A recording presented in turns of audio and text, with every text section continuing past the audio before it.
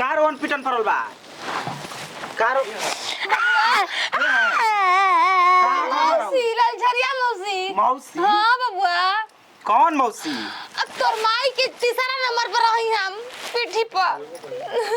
तू ये को पहिन है छ अरे ओकर मौसी के लायक की बबुआ एगो धर्मी मौसी या एगो हमार माई है बस दुइए को है ओकर मौसी के ए मामा तो सरिया पे ना तो बड़ा खुलता छलकत रहता पेन का तोर दादी मो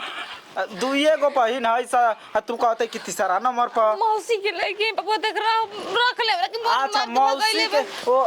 हमार मौसी के लायक तू ना तोर माई के मौसी के लायक की माई के मौसी के लायक पकड़ाई का कहां तोर बियाह भइल ह तू का हमार लगबी तब हम तोर मौसी लागब मौसी के लायक मौसी अरे बहिन नु लगनी त हम तू ना समझ घर देखले रही का मौसी पूछत नहीं तोर बाबू के नाम याद रहे अच्छा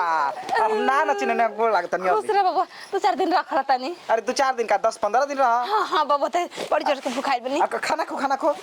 बैठी हो खटी बापू बैठ ए रानी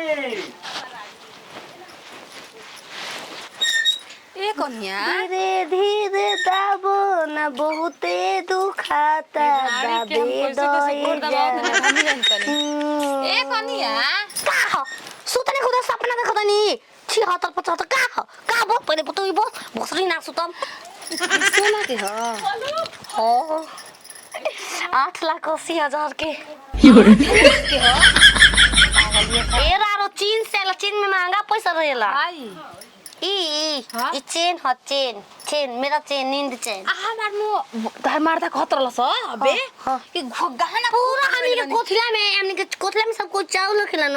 हम कोथला में सोना चांदी रखन जा हां तो तैची में पैसा रखत उनके दाल में पिसान में चोरा रखन जा केहू शक ना करी